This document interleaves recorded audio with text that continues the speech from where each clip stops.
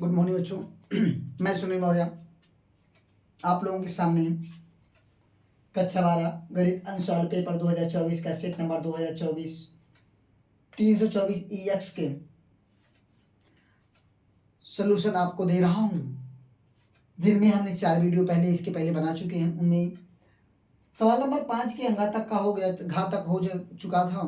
हम लोग अंगा वाले में लगा रहे हैं। इसमें आपका क्वेश्चन है कि रेखाओं vector r equal to I plus J plus आपका क्या है lambda 2i cap minus J cap plus K cap और वेक्टर r इक्वल टू आपका 2i cap plus J cap minus K cap plus mu 3i cap minus 5j cap plus 2k cap के बीच की न्यूनतम दूरी ज्ञात करनी है। आपको क्या ज्ञात करनी है? न्यूनतम दूरी ज्ञात करनी है आपको।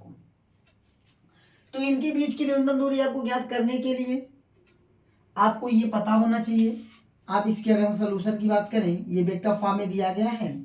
आपको दिए गए समीकरण के इक्वेशन आपको क्या हो सकते हैं? वेक्टर फॉर्म में दिए जा सकते हैं, तो वेक्टर फॉर्म वाला फार्मूला लगाएंगे। अगर ये कार्टेशियन फॉर्म में दिया जाता है तो आप कार्टेशियन फॉर्म वाला फार्मूला लगाते हैं। अभी आपका वेक्टर फॉर्म में दिया था, वेक्टर फॉर्म में लगाइए। तो आपको ये चीज पता होगा कि यदि आपको ये पता होगा कि रेखाओं, अगर नहीं पता है तो आप याद रखिए इसको, रेखाओं वेक्टर r इक्वल टू, याद रखिएगा, यदि रेखाओं वेक्टर r इस तरह से हो a1 plus lambda vector b1 तथा vector r equal to a2 plus lambda vector b2 के बीच की न्यूनतम दूरी बराबर, जिसे आप एसडी से लिखते हैं शॉर्ट डिस्टेंस।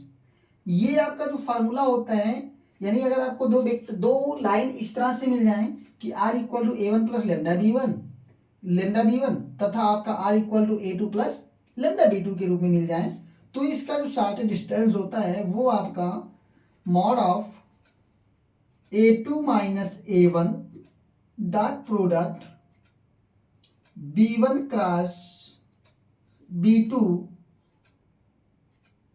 और पूरे का मॉड b1 क्रॉस b2 होता है।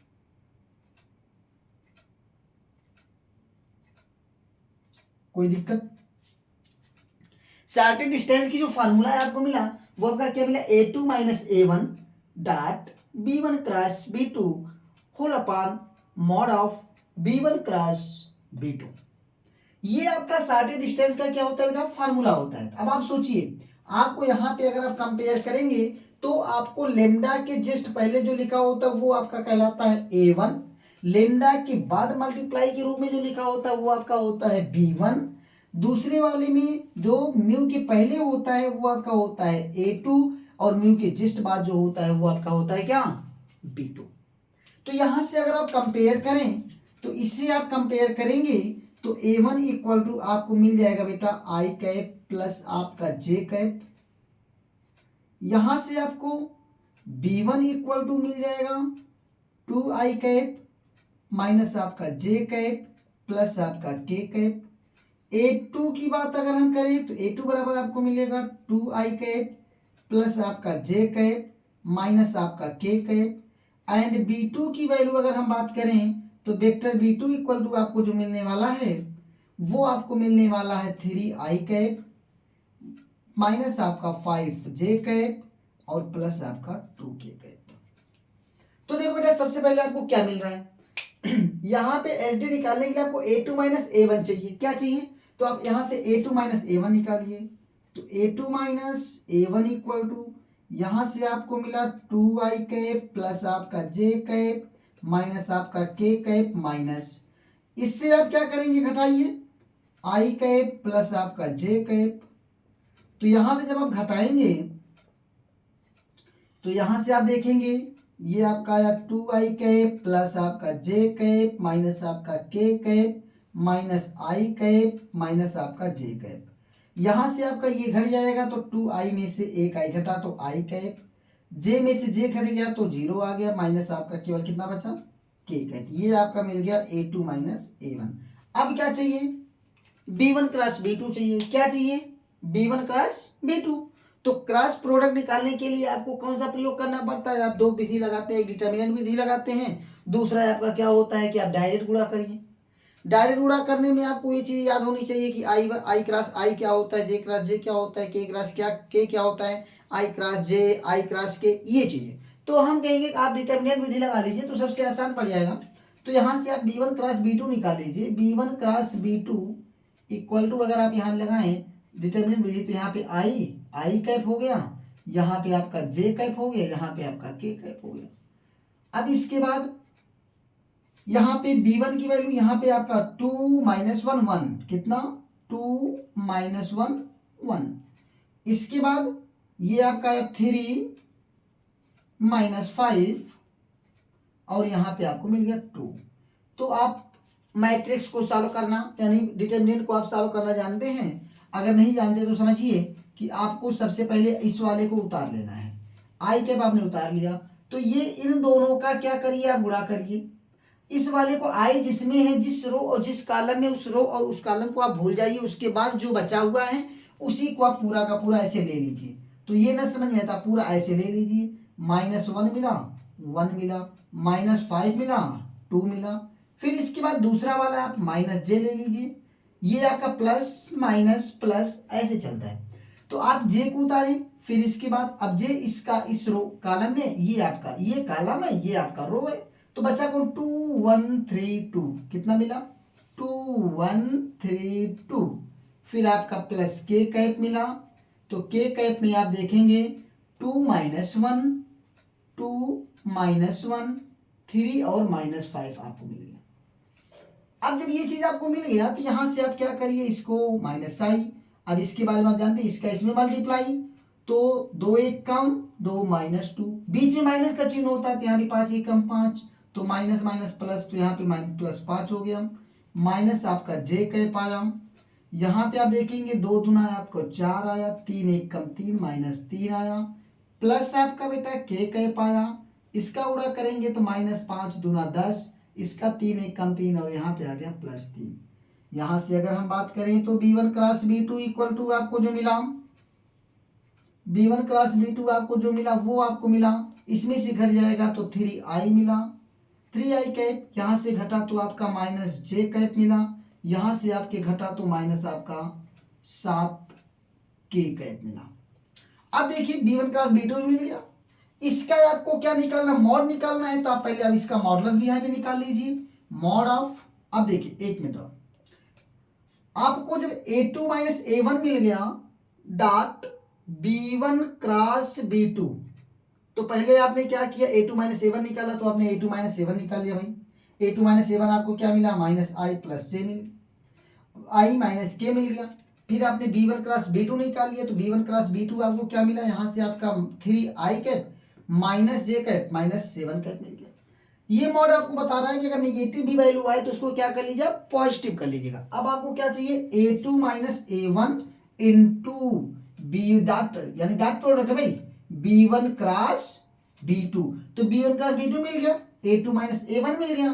तो अब आप निकाल लीजिए A2 minus A1 dot B1 cross B2 equal to A2 minus A1 आपको मिला है बेटा I minus K cap dot product, ये आपका मिला है B1 क्रॉस B2 कितना मिला है 3i माइनस आपका जे कैप माइनस आपका 7k कैप। आपने डॉट प्रोडक्ट पढ़ा होगा, डॉट प्रोडक्ट अगर नहीं पढ़े हैं तो आप याद रखिए कि डॉट प्रोडक्ट में क्या होता है कि आई का आई में मल्टीप्लाई करते हैं तो आपका उन दोनों का जो कोफिशिएंट्स होता है उन दोनों का गुणनफल ही होता है।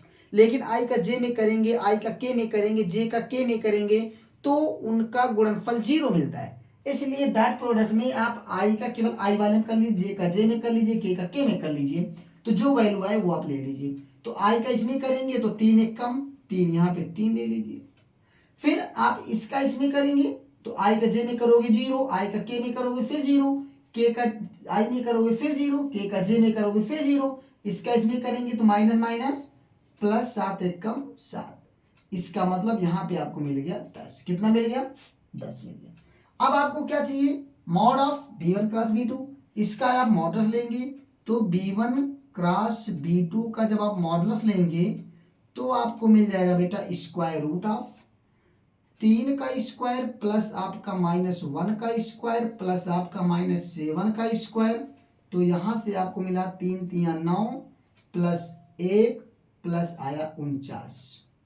तो 49 1 50 अंडर रूट ऑफ कितना आ गया? 59। अब शॉर्टेड डिस्टेंस क्या होता है? Formula H D equal to आपको मिला, ये पूरी वैल्यू आपको कितनी मिली भाई?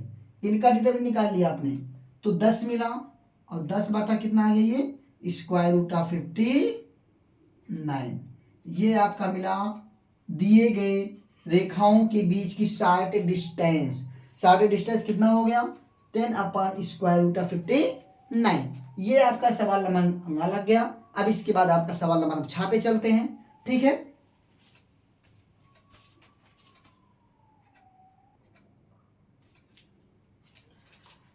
हाँ, तो आपने इसमें देखा कि आपकी जो वैल्यू आपकी शॉर्टेड डिस्टेंस मिली वो आपका क्या मिल गया? 10 अपॉन स्क्वायर रूट ऑफ 59 मात्राकार का मिल गया।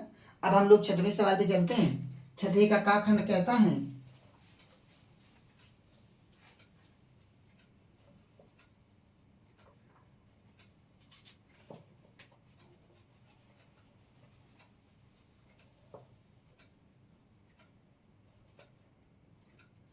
छठवे का खंड की बात करें अगर हम तो देखेंगे छठवे का खंड कहता है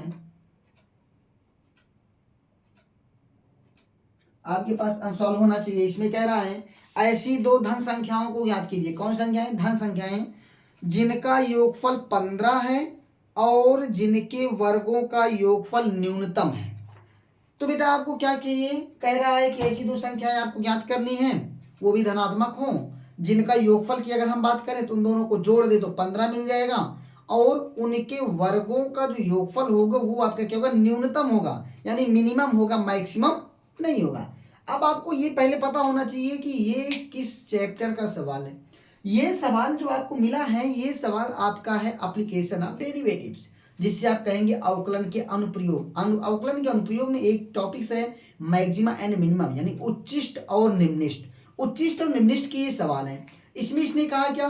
दो संख्याएं लीजिए, वो दोनों के दोनों धनात्मक हों, उन दोनों को अगर हम जोड़ दें तो आपको 15 मिल जाना चाहिए। अगर उनके वर्गों का योगफल को जोड़ दें तो आपका वो न्यूनतम होना चाहिए। तो सबसे पहले इस सवाल में आप मान लेते हैं कि माना दोनों संख्याएं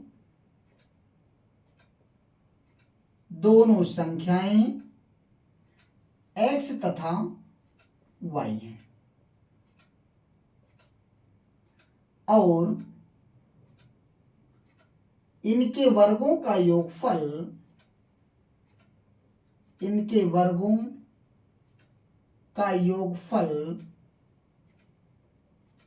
यस है। आप कुछ भी मान सकते हैं। तब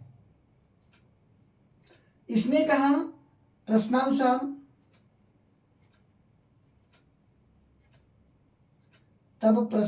क्या कह रहा है? इन दोनों को जब आप जोड़ेंगे तो x plus Y equal to 15। तो यहां से आप निकालेंगे तथा यस इक्वल टू, यस आपने माना था, S equal to X square plus Y square, ये आपको मिल गया। इसे आप मान लीजिए समीकरण नंबर 1 और इसे आप मान लीजिए समीकरण नंबर 2। आप समीकरण 1 से आइए। समीकरण 1 से देखेंगे तो y इक्वल टू आपको मिल जाएगा 15 माइनस एक्स। ठीक है, अब समीकरण 1 y equal to 15 minus X, समीकरण 1 से y equal to 15 minus X को समीकरण 2 में रखने पर, जब बेटा आप समीकरण 2 में रखोगे तो आपको मिलेगा यहां से S equal to X square plus Y, ये आपका है 15 माइनस एक्स का whole square.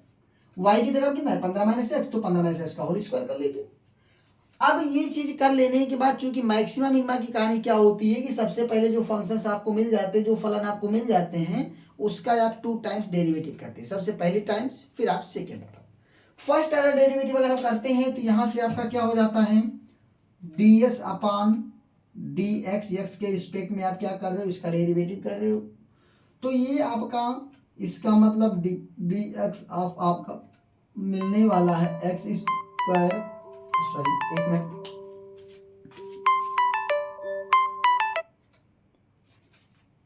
X square plus आपका 15 माइनस एक्स का होल स्क्वायर।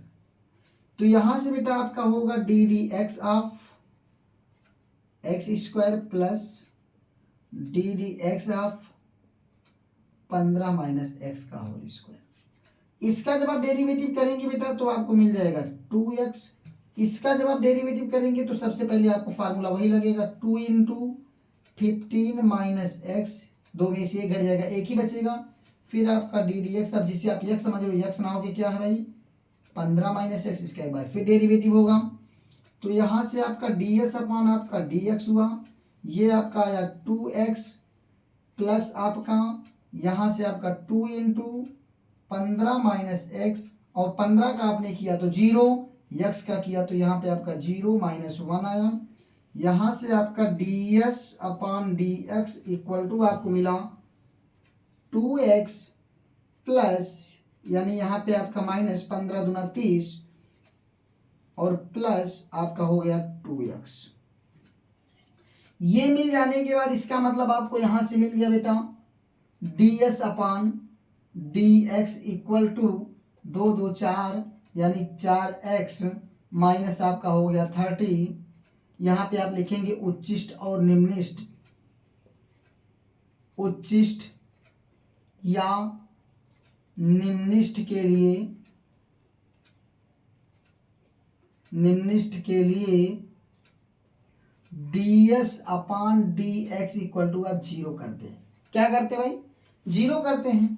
तो इसका मतलब आप यहाँ से 4x माइनस 30 इक्वल टू 0 करेंगे, तो यहाँ से आपका 4x इक्वल टू 30 हो गया, और यहाँ से x इक्वल टू 30 अपान 4 हो गया, तो x इक्वल टू आपको मिल गया 15 अपान। जब x इक्वल टू 15 अपान 2 मिल गया, तब यहाँ पे आप पुनः इसको आप मान लीजिए समीकरण नंबर 3, तो आप यहाँ पे पुनः क्या करेंगे, पुनः समीकरण 3 का x के सापेक्ष, समीकरण नंबर 3 का x के सापेक्ष अवकलन करने पर, अवकलन करने पर जब आप यहाँ पे अवकलन पुनः करेंगे तो ये आपका आ जाएगा d2s अपान dx2, और ये आपका 4x का कितना हो जाएगा 4। अब ये 4 आपका क्या है, धनात्मक है, ठीक है, 4 क्या है, धनात्मक है। तो आप यहाँ पे लिखेंगे चूंकि d2s upon dx2 equal to धनात्मक, अतः अगर ये ऋणात्मक आया होता तो दिया गया फंक्शन यानी यस जो होता वो आपका मैक्सिमम होता।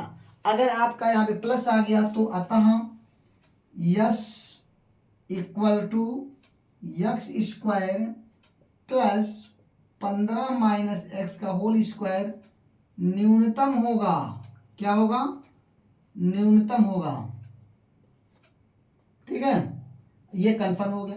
सेकेंड ऑर्डर डेरिवेटिव ही बताता है कि आपका यानी सेकेंड ऑर्डर यानी इवन ऑर्डर डेरिवेटिव जो आप निकाल लेते हैं तो आपका वो बताता है कि अगर पॉजिटिव आ गई तो न्यूनतम होगा, धनात्मक आ गया तो आपका क्या होगा, न्यूनतम होगा, अगर ऋणात्मक आ गया यानी निगेटिव आ गई तो क्या होगा, उस दिए गए पॉइंट यानी एक्स पर। अब यहाँ पे तो एक्स तो है नहीं कि जब वैल्यू पुट करें, अगर एक्स होता तो हम वैल्यू पुट करने के बाद चेक करते कि वो पॉजिटिव आ रहा है या निगेटिव आ रहा है। बट यहाँ पे जब वेरिएबल बचा ही नहीं, एक्स बचा ही नहीं, तो केवल आपका 4 बचा, तो ये कंफर्म है कि धनात्मक है, तो इसलिए आपका यस जो आया एक्स स्क्वायर प्लस आपका 15 माइनस एक्स का होल स्क्वायर न्यूनतम हो गया। जब न्यूनतम हो गया तो कंफर्म हो गया कि यानी आपके इसके वर्गों का योगफल क्या है, न्यूनतम है। अतः अब आपका यहाँ से एक्स इक्वल टू कितना मिला 15, तो एक्स का मान या अतः संख्याएं x इक्वल टू आपका कितना मिला 15/2 एवं y इक्वल टू आपका कितना है भाई 15 माइनस 15/2, तो y इक्वल टू आपका आया 30 माइनस 15/2, तो y बराबर भी क्या मिल गया भाई 15/2। अतः संख्याएं आपकी कौन कौन हो गई, x बराबर 15/2 यानी x बराबर 15/2 तथा आपका y बराबर भी 15/2, यानी कि दोनों धनात्मक संख्याएं 15/2 हैं जिनका योगफल 15 होता है तथा उनके वर्गों का योगफल न्यूनतम होता है। उनके वर्गों का योगफल क्या होता है, न्यूनतम होता है। ये बात आपको अच्छे से समझ में आ गई होगी। इस सवाल में आपको इतना ही करना था।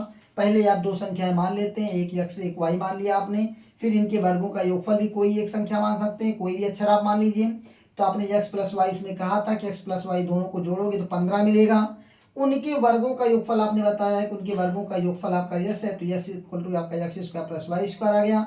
आप यहाँ से, ये जरूरी नहीं है कि आप यहाँ से y की वैल्यू निकालिए, यहाँ से आप x की वैल्यू भी निकाल सकते हैं। अगर आप यहाँ से x की वैल्यू निकालते हैं तो y के फॉर्म में मिलेगा, तो यहाँ पे जो डेरिवेटिव आप कर रहे हैं x के रिस्पेक्ट में ना करके आप y के रिस्पेक्ट में करेंगे। तो यहाँ से सबसे पहले आपको जो x की वैल्यू मिल गई, x की वैल्यू ना मिल के y की वैल्यू मिलेगी, उस y की वैल्यू ले जाके आप यहाँ पे रखेंगे तो आपको x की वैल्यू मिलेगी। तो ये कोई नियम नहीं है कि यहाँ से आप x की वैल्यू निकालिए, आप जिसकी वैल्यू निकालेंगे आप यहाँ पे उसके रिस्पेक्ट में ही डेरिवेटिव करेंगे। यस तो आपका रहेगा ही रहेगा, यहाँ पे यस नहीं आप कुछ भी मान लो, ठीक है। यस हमने इसलिए मान लिया क्योंकि आप सम कर रहे हो, जोड़ रहे हो, तो इसलिए हमने यस मान लिया, ठीक है। तो आपको, हमें लगता है कि इस सवाल में कहीं भी कोई प्रॉब्लम नहीं आई होगी, आपको एकदम इसी तरह से लगा देना है। यूपी बोर्ड में याद रखिएगा कि ठीक है, इस तरह के सवाल आते हैं। चूंकि मैं अनसॉल्व पेपर ही करवा रहा हूँ, अनसॉल्व पेपर में जो भी सवाल हैं उन्हीं की मैं बात कर रहा हूँ। इसका मतलब ये सवाल आपकी परीक्षा में आए हुए ही हैं, वो भी 2024 में। तो 2024 में अगर ये सवाल आए हुए हैं तो आप इन सभी सवालों को ध्यान से देखिए। जहाँ पे समस्या हो बेशक बताइए। आपका छठवीं का हो गया, हम छठवीं के खा वाले पे चलते हैं, ठीक है।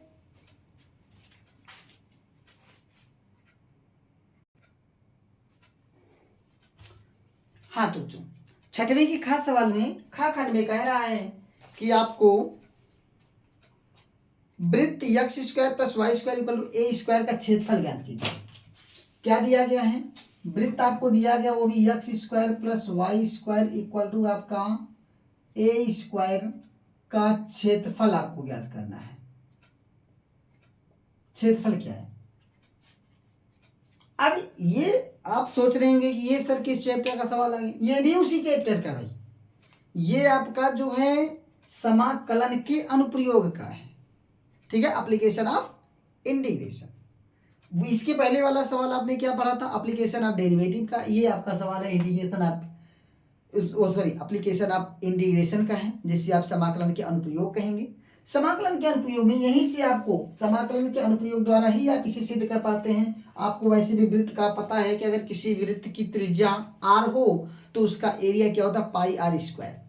ये सवाल आपको चूंकि x square plus Y square equal to A square है, तो आपने कक्षा 11 में पढ़ा होगा, आपने कोनिक सेक्शन, जिससे आप सांको का क्या कहते हैं,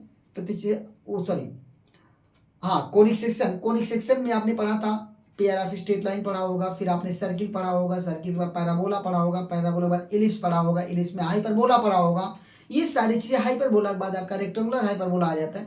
ये सारी चीजें आपने पढ़ा था। वहां पे आपने सर्किल का इक्वेशन पढ़ा था। सर्किल का इक्वेशन हमने देखा था कि अगर ये X square plus Y square equal to A square है, तो ये कहना चाहता है कि ये एक ऐसा सर्किल है जिसको अगर हम कार्टेशियन प्लेन पर यानी कार्तीय तल पर अगर हम प्रदर्शित करें तो इस सर्किल का सेंटर जो होगा वो ओरिजिन होगा, ओरिजिन का मतलब 0 0 होगा, तथा इस सर्किल का रेडियस जो होता है वो a है। तो अगर हम इसके डायग्राम की बात करें तो ये आपका डायग्राम यानी X square plus Y square equal to A square का अगर हम डायग्राम बनाएं तो ये आपका इस तरह का एक सर्किल होगा, ठीक है, जिसका सेंटर ओरिजिन होगा। ये आपका O हो गया। यहां से चूंकि इसकी रेडियस ओरिजिन से लेके ये आपका एक्स एक्सिस, यहाँ पे आपका वाई एक्सिस, ये आपका वाई डैश हो गया, ये आपका एक्स डैश हो गया। तो ये आपका यहाँ से आपका ये 0 0 हुआ, यहाँ से ये पॉइंट आपका ए 0 हुआ, ठीक है। ये आपका ओरिजिन हो गया, 0 0 हुआ, यहाँ से आपका ए 0 हुआ, इसका रेडियस आपका ए है, ठीक है।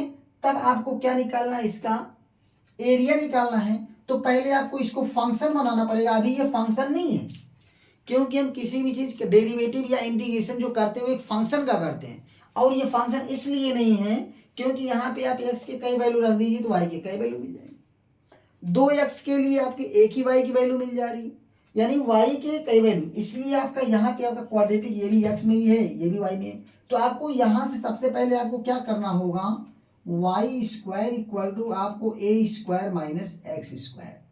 तो यहाँ से y इक्वल टू आपको मिल गया square root of A square minus X square. अब ये आपका बन गया स्क्वायर रूट फंक्शन। कौन सा फंक्शन बन गया बेटा, स्क्वायर रूट। इसी y को आप एफ ऑफ एक्स मानते हैं, F of X equal to square root of A square minus X square. अब ये चूंकि वैल्यू हमेशा क्या देगी, पॉजिटिव देगी, तो आपका ये y इक्वल टू मिला भाई। तो y इक्वल टू ये आपका y एक्सिस है, ये आपका x एक्सिस है। तो जब आपको एरिया निकालना होगा तो एरिया आप सबसे पहले एक पार्ट कर, देखिए आपको इस पूरे सर्किल का आपने 4 पार्ट कर दिया है। उस 4 पार्ट में हमें पता है अगर आप एक पार्ट का एरिया निकाल लो तो उसमें आप 4 से गुणा कर दो तो पूरे पार्ट का मिल जाएगा, पूरे होल सर्किल का मिल जाएगा। तो आप सबसे पहले अगर इसका एरिया फाइंड कर लें तो इसका एरिया फाइंड करने के लिए आपको क्या करना होगा, इसका एरिया। तो ये आप देखिए किसके किसके बीच घिरा हुआ, इसके बीच घिरा हुआ है। तो ये आपका 0 से लेके कहाँ तक गया, ए तक गया है। और ये पूरा का पूरा क्या है, ये सर्किल वाला पार्ट है, सर्किल का एरिया यहाँ से मिल जाएगा। तो यहां से आपका वृत्त X square plus Y square equal to A square का क्षेत्रफल बराबर, क्षेत्रफल ए बराबर इंटीग्रेशन ऑफ, कहां से कहां तक गया है, 0 से ए तक, 0 to A Y D X होता है। क्या होता है भाई, वाई डी एक्स। एरिया निकालना है तो वाई डी एक्स होता है। वॉल्यूम निकालना होगा कुछ और होगा, लेकिन आपके सिलेबस में वॉल्यूम नहीं है, आपके सिलेबस में एरिया ही है, तो आपको एरिया ही पढ़ना है। Area bounded by the curve भी इस चैप्टर का नाम होता है, या आप एप्लीकेशन ऑफ इंटीग्रेशन भी पढ़ सकते हैं, या वरना आप इस चैप्टर का नाम क्या दे दीजिए, area bounded by the curve. यानी अब यहां से आप y की वैल्यू निकालिए तो a इक्वल टू, देखो चूंकि एक पार्ट का आपने लिखा है भाई, तो आपका 4 टाइम्स क्या करना पड़ेगा, मल्टीप्लाई करना पड़ेगा। तो यहाँ पे आपका 4 हो गया, क्यों, 1 2 3 4 पार्ट है, या तो आप सबका अलग अलग निकालिए तब ऐड करिए, वरना आप एक का निकाल के क्या करिए, 4 से मल्टीप्लाई कर दीजिए। तो यहाँ से आपका 4 इंटीग्रेशन आप 0 से लेके आपका a है, a रहेगा। y की वैल्यू आपको मिली है बेटा square root of A square minus X square D X.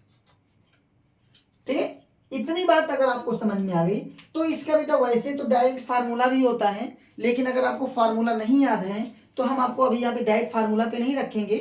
ठीक है, इसका हम थोड़ा सा इस फार्मूले की व्युत्पत्ति ही कर सकते हैं, integration of A square minus square root of A square minus X square का।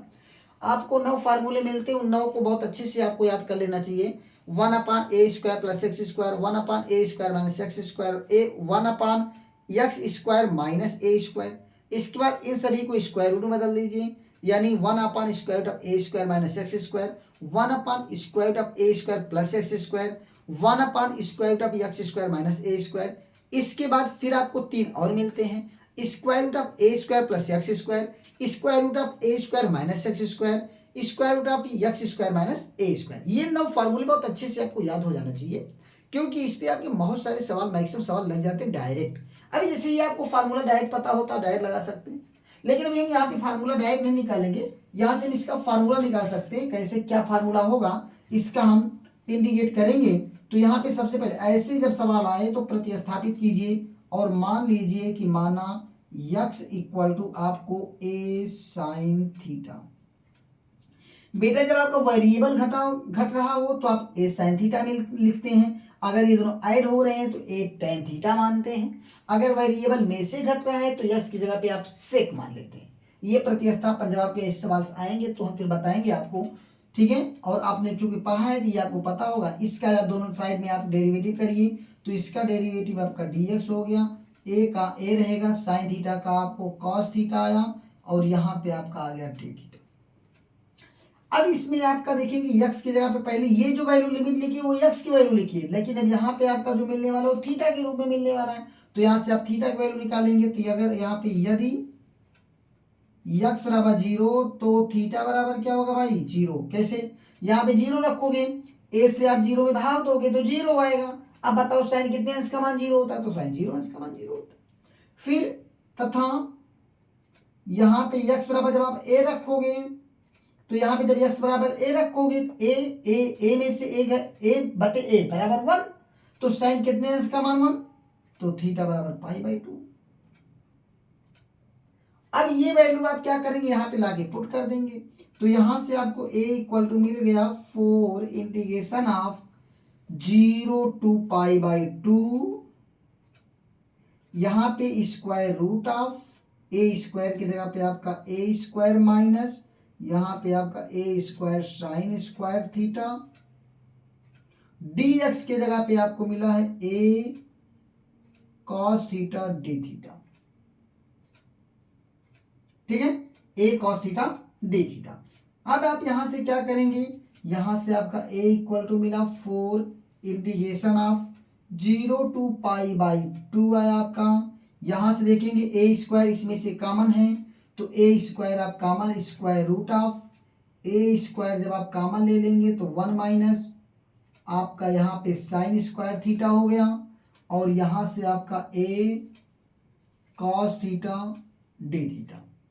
इसी तरह से बेटा यहाँ पे a इक्वल टू आपका 4 इंटीग्रेशन ऑफ 0 से पाई बाई 2, a स्क्वायर आप बाहर ले लीजिए तो यहाँ पे आपका a हो गया, square root of 1 minus sine square theta है आपका कॉस स्क्वायर थीटा आया, इनटू आपका a cos theta D theta. a से a आपका बाहर, तो a इक्वल टू आपका कितना आ गया 4a square integration of 0 to pi by 2, यहाँ पे ये कॉस तो आपका cos square theta D theta आ गया। यहाँ से 2 आप इसमें मल्टीप्लाई करा लीजिए, तो a equal to 2a square integration of 0 to pi by 2, ये आपका 2 cos square theta D theta होगा। अब यहाँ पे आपने ये चीज पढ़ा है, चूंकि cos 2 थीटा का फार्मूला आपने पढ़ा है 2 कॉस स्क्वायर थीटा -1। क्या पढ़ा बेटा, cos 2 थीटा। चूंकि cos स्क्वायर थीटा का आप डेरिवेटिव नहीं सॉरी इंटीग्रेशन नहीं जानते, तो आप क्या करेंगे, इसको इधर लेके आएंगे, तो ये आपका 1 plus cos 2 theta equal to आपका क्या हो जाएगा 2 cos स्क्वायर थीटा। इसका प्रयोग आप यहाँ करेंगे, तो यहाँ पे आपका 2a square integration of 0 to pi by 2, और यहाँ पे आप लिखेंगे 1 प्लस cos 2 थीटा, और यहाँ पे आपका आ गया डी थीटा। इसका आप आराम से इंटीग्रेट कर लीजिए। इसे आप a equal to 2a square आपका बाहर है, 1 का इंटीग्रेट करेंगे थीटा के रिस्पेक्ट में तो थीटा मिलेगा, प्लस है तो प्लस cos 2 थीटा का जब आप इंटीग्रेट करते हैं तो cos का इंटीग्रेशन आपका साइन आता है, तो यहाँ पे साइन 2 थीटा अपान यहाँ पे जो कोफिशिएंट थीटा का होता है वही आपका क्या हो जाता है डिवाइड कर देता है, यहाँ से आपका है 0 टू पाई बाई 2।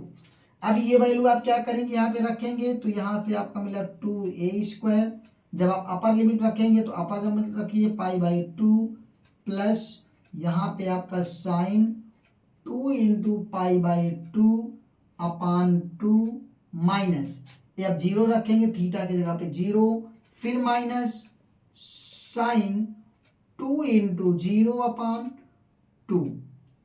अब यहाँ से आप देखेंगे a इक्वल टू आपको मिल गया 2a स्क्वायर, यहाँ से पाई बाई 2 है तो पाई बाई 2 प्लस ये पाई बाई 2 से पाई बाई 2 से 2 कैंसिल, तो साइन पाई की value 0, 0 by 2 minus 0 minus sine 2 into 0 equal to 0, तो साइन 0 की वैल्यू 0 बाई 2। अब यहाँ से आपका आया a equal to 2a square, a equal to 2a square और इंटू यहाँ से आपका ये पूरा खत्म, बचा कौन पाई बाई 2, 2 से 2 आपका कैंसिल हो गया, a बराबर आपका क्या आ गया पाई ए स्क्वायर, ठीक है। यहाँ पे आपका वर्ग इकाई मात्रक हो जाएगा, ठीक है।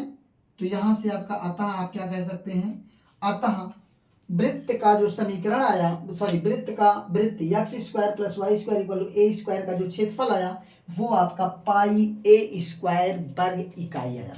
वर्ग इकाई इसलिए लिखा गया क्योंकि क्षेत्रफल का मात्रा जो होता है वो स्क्वायर होता है, स्क्वायर यानी वर्ग मीटर होता है, वर्ग सेंटीमीटर, बस वर्ग किलोमीटर जो भी आपका है। लेकिन अब चूंकि यहाँ पे कंफर्म नहीं है कि मीटर सेंटीमीटर एक इसमें है, इसलिए आप यहाँ पे वर्ग इकाई लिख लेते हैं या वर्ग मात्रक लिख लेते हैं, जो भी आपको लिखना है। लेकिन आपको मात्रक लिखना जरूरी होता है जब भी आप कोई भी क्वांटिटी निकालते हैं, एरिया निकालते हैं, लेंथ निकालते हैं। इसके पहले हम लोगों ने पहले सवाल में, इसी वीडियो के पहले सवाल में लगाया, तो जिसमें आपको शार्टेड डिस्टेंस निकालना था, तो उसका मात्रक आपने मात्रक लिखा था। सीधे यूनिट लिख सकते हैं आप, कोई भी चीज लिख लीजिए, इकाई लिख लीजिए, यूनिट लिख लीजिए, क्योंकि वो लंबाई का मात्रक मीटर होता है, सेंटीमीटर होता है, डेसीमीटर, किलोमीटर, जो भी आप होता है। लेकिन वहाँ पे वर्ग इसलिए नहीं लगाया क्योंकि मात्रक में वर्ग नहीं आता।